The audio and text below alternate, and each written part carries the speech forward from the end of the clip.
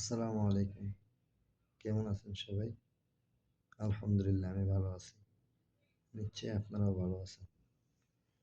আজকে চলে আসলাম আপনাদের সামনে অনেক বড় একটা ভিডিও নিয়ে। দেইখেন ধাক্কা দিয়ে পালাইয়া দিয়েন না। আজকের কথাগুলো খুব গুরুত্বপূর্ণ। বিশেষ করে যারা বাইক চালক, যাদের বাইক আছে তাদের ফ্যামিলির জন্য, তাদের জন্য অত্যন্ত গুরুত্বপূর্ণ। অবশ্যই শুনবেন এবং দেখবেন। যাই হোক আমাকে না দেখলেও হবে, শুধু কথাগুলো শুনবেন। যাই হোক মূল কথায় আসি।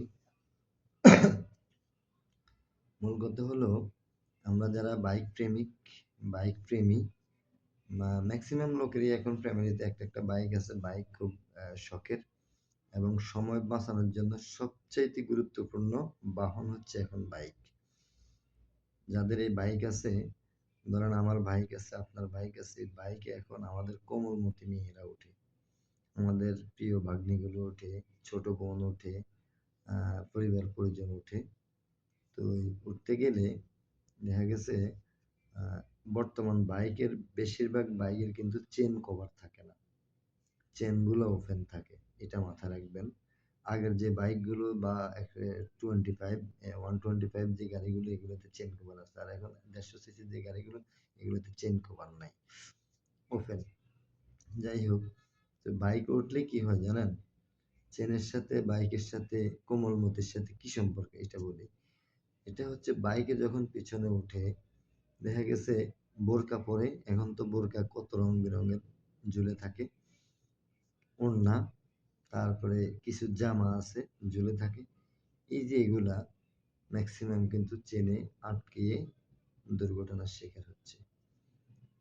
সিম্পল আমি বলি, আমরা যখন এদিক সেদিক আসা যাওয়া করি তখন দেখা গেছে প্রায় সময় এরকম, যখন দেখি ঝুলতেছে বা আটকাচ্ছে তখন আমরা ডাকি, বলি আফু আন্টি বা এক্স ওয়াই জেড।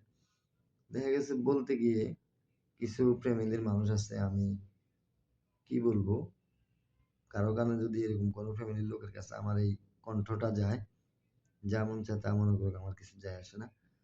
ধরেন এমন আচরণ করে আমি তো দুবার অলরেডি লাঞ্ছিত হয়েছি, বলতে গিয়ে দুবার পরিষ্কার লাঞ্ছিত হয়েছি। আমি প্রতিজ্ঞা করছিলাম যে জীবনে আর বলবো না, কিন্তু আজকে আমি এই কথাগুলো ভিডিওর মাধ্যমে তড়িঘড়ি করে কেন বলতেছি জানেন? এই 4-5 দিনের মধ্যে আমি দুটা ঘটনা দেখলাম। একটা হচ্ছে মোহাম্মদ হানিফ ফ্লাইওভার, আমরা যেটাকে গুলিস্তান ফ্লাইওভার বলি, এটা। আর একটা হলো আশেপাশে এমন দুর্ঘটনা ঘটছে রে ভাই, কান্না আসতেছে, মানে খুব ইমোশন কাজ করতেছে, এই কথাটা মনে হলে চোখে ভাসতেছে। ভিডিও আছে আমার কাছে, তবে ভিডিও দেওয়ার উপযোগী না, দেওয়া যাবে না। ধরেন এই ঘটনার পরে 15-20টা বাইক দাঁড়ালেও বাইকের লোকগুলো প্রচন্ড রকমের চেষ্টা করছে। সিচুয়েশন এমন পসিবল না, গ্যারেজ থেকে মিস্ত্রি ডেকে এনে সরঞ্জাম এনে তারপরে এটাকে কোন রকম সলিউশন করা হয়েছে। তো এই ভিডিওর মাধ্যমে কথাগুলো কেন বলতেছি, কি লাভ হবে আমার এই কথাগুলো? হ্যাঁ ভাই, লাভ আছে।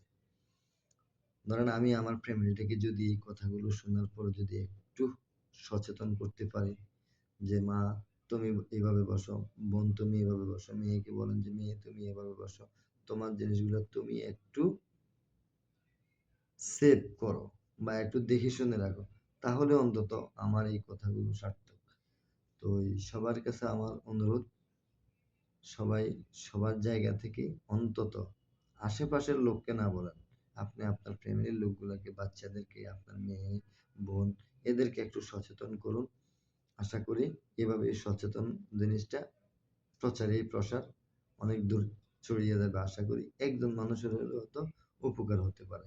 আর আমার এই কথাগুলো শুনে যদি একটা মানুষের উপকার হয়, তাহলে আমার এই ভিডিওর মাধ্যমে কথাগুলোর সার্থকতা। যাই হোক, ভিডিওটা অনেক বড় হয়ে গেছে। সবার কাছে ক্ষমা চাচ্ছি যদি আমার কোনো কথায় ভুল ত্রুটি হয়ে থাকে। আসলে আবেগ বেশি, এজন্য আমার এই কথাগুলো কিভাবে গুছিয়ে বলতে পারতেছি না, যেভাবে আসছে এভাবে বলে ফেলছি। আমাকে ক্ষমা দৃষ্টিকোণে দেখবেন। আর যদি কথাগুলো একটু আপনাদের ভালো লেগে থাকে, প্রয়োজনে অন্যকে শোনার সুযোগ করে দিন, যদি কারো উপকার হয়। সবাই ভালো থাকবেন। আসসালামু আলাইকুম ওয়া রাহমাতুল্লাহ।